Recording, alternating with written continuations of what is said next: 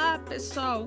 Vamos iniciar mais 2 temas, o tema 5 e o tema 6. Para iniciar, vamos entender o que é o plano de fundo. O plano de fundo faz parte do nosso cenário. É a camada 2 que aparece nessa imagem. Perceba que ela fica localizada atrás da camada 1, onde o jogador se move. Isso possibilita uma sensação do quê? De profundidade. Quanto mais camadas, mais esta sensação de profundidade, mais complexo é. Podemos ver uma imagem aí de um jogo onde temos diversas N camadas. Em cada camada, nós temos parte deste cenário, dando essa sensação de profundidade, como já dito.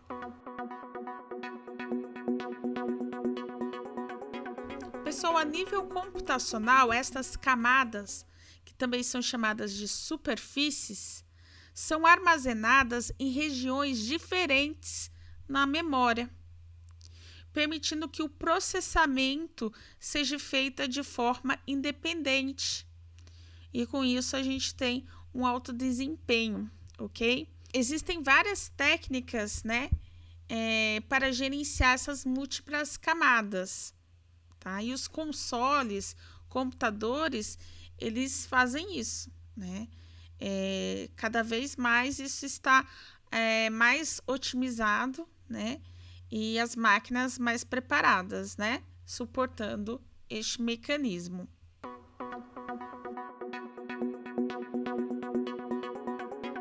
A programação, pessoal, é o que dá vida, Então, a gente tem lá o personagem, mas o que vai fazer o personagem andar, pular, e tudo mais, todas as ações do jogo, é feito através da programação.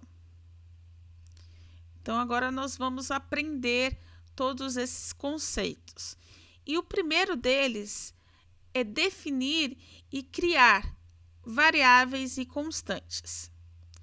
Como o próprio nome já diz, variável, é um dado ali que vai variar no decorrer aí do jogo.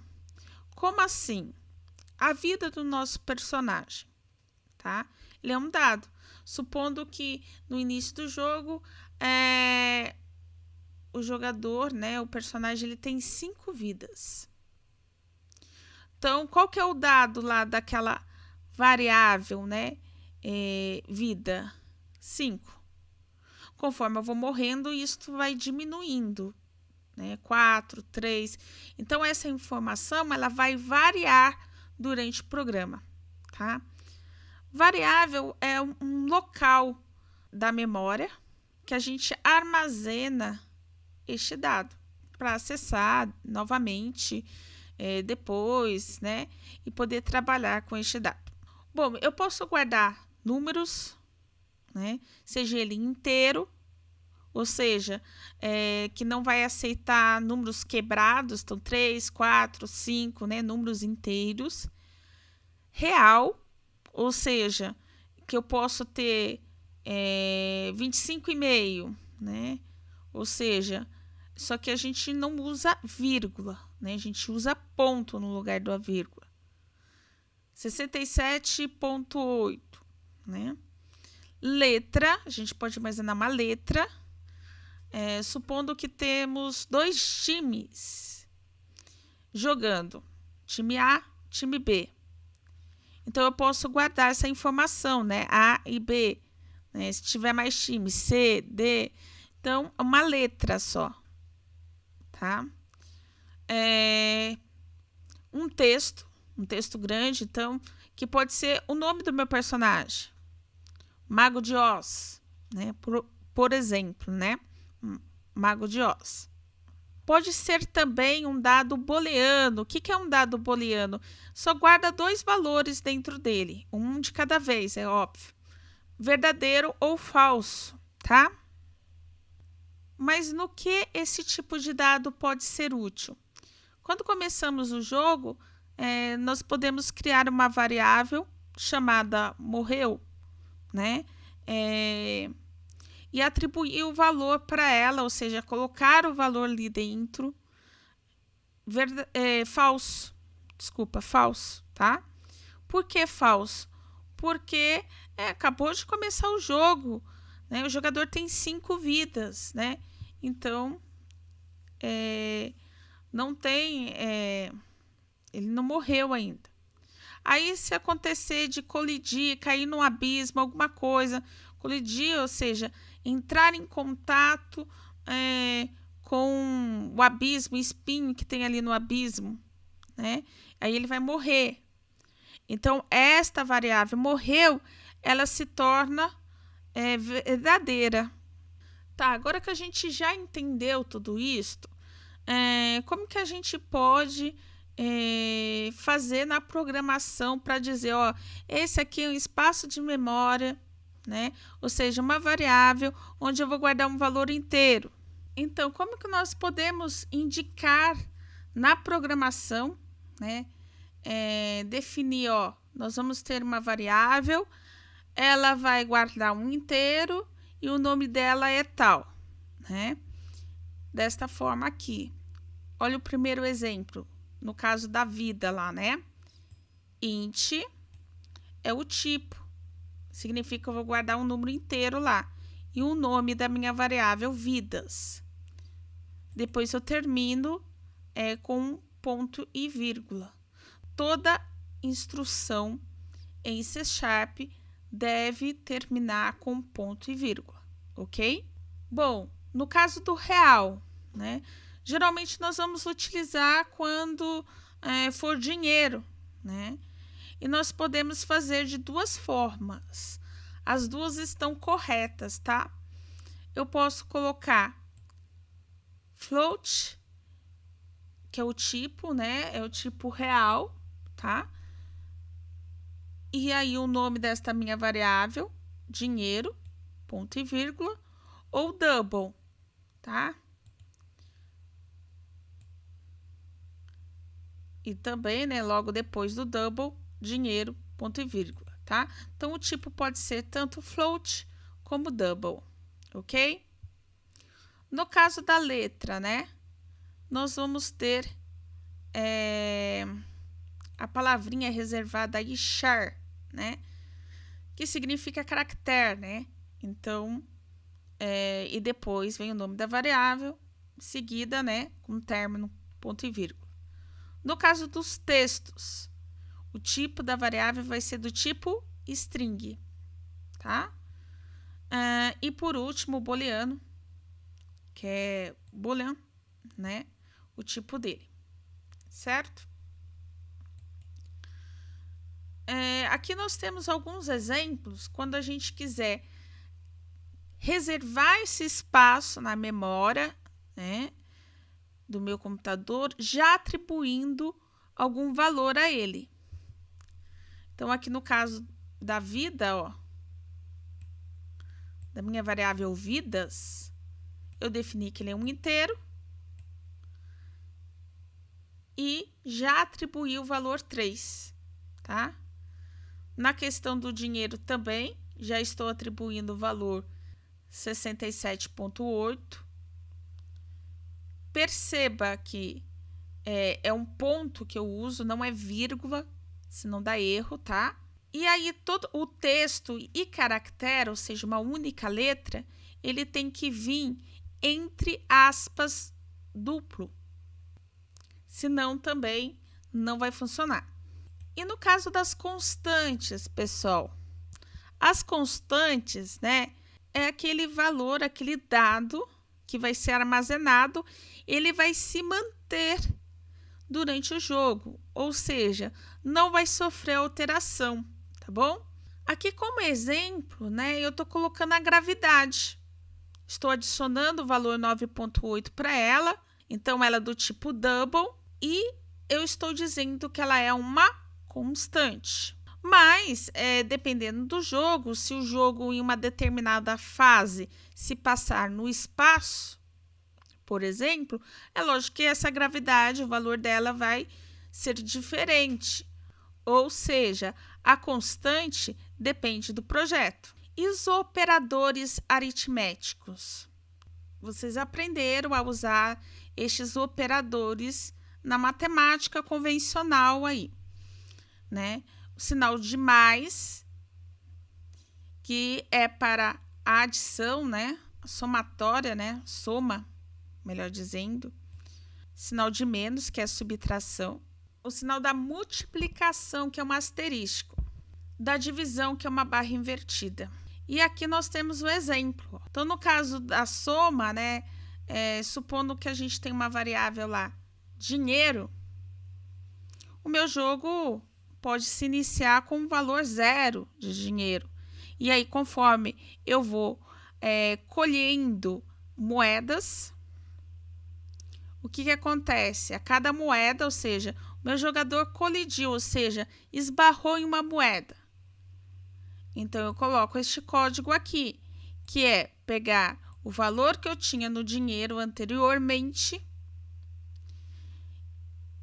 né? Colocar um novo valor que eu tenho de dinheiro, o novo valor do dinheiro vai ser igual ao dinheiro que eu tinha anteriormente, mais 10 para cada moeda. Então, perceba que eu estou usando o operador aí de soma. No caso, o jogador começa com 5 vidas. Toda vez que eu morro, né, que eu colido com alguma coisa que me causa um dano aí permanente, o que acontece? É executado esse código. A minha nova vida vai ser o que eu tinha antes, menos 1. Tá? Então, se eu estava com 5 vidas, passou a ser 4, 3, 2, até realmente acabar todas as chances, né? A multiplicação, um exemplo aqui, é o cálculo de quanto que eu preciso de pontos para o próximo level. Então, eu tenho uma variável chamada próximo level, e estou atribuindo, ou seja, estou colocando um valor ali dentro que é dado por esta conta. A pontuação do level atual multiplicado por 2. No caso da divisão, vamos supor que eu colha, ou seja, eu esbarrei em algum item do jogo que pega a minha pontuação e divide por 2, ou seja, vai cair pela metade a minha pontuação. De que forma eu posso fazer isso? A minha variável pontuação atual, o novo valor dela, vai ser igual o que eu tinha na pontuação atual dividido por 2. Estrutura de controle. Para controlar um jogo e também um sistema, né, nós temos algumas estruturas. A sequência, ou seja, primeiro executa essa tarefa, depois faça isso, depois faça isso. Tem que ter uma sequência lógica o nosso código. A estrutura de decisão, ou seja, eu posso verificar lá se a minha variável morreu for igual a falso, eu posso fazer o quê? Eu posso chamar uma outra tela, que seria o quê? A tela de game over. Caso contrário, não, o jogo continua. Perceba, existe uma decisão e conforme se essa decisão é verdadeira ou falsa, eu sigo um caminho ou outro, ok? Também temos a repetição. Então, eu posso ter que repetir um trecho do código várias vezes. Em vez de eu ficar escrevendo várias vezes, eu posso colocar dentro de uma estrutura de repetição. Então, aquilo lá vai acontecer quantas vezes for necessário. Vamos ver o condicional, pessoal. Condicional. Condicional é a condição, lembra? Então, aqui nós temos o if, tá? Quando o computador encontrar if, aí ele já sabe, eu vou ter que fazer essa pergunta, eu vou ter que verificar isso aqui que está dentro dos parênteses. A variável a é maior que a variável B? Se for, ok.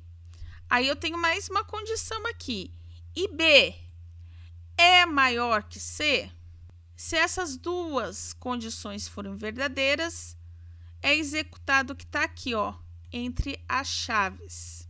Se não, ou seja, caso isso não seja verdadeiro, esta condição aqui, as duas, né, no caso, se só uma delas for falsa, também vai entrar aqui dentro do else e vai executar estas outras instruções, ok? Bom, aquele sinal de maior, menor, né, são operadores relacionais para poder relacionar, ou seja, ver qual é a relação de uma variável com a outra. Então, nós temos o operador de igual, mas esse igual é comparação, então é composto por dois iguais. Se a gente usar um único igual, a gente está colocando um dado dentro da variável. Se a gente usa dois iguais, a gente está comparando uma variável com a outra, ok?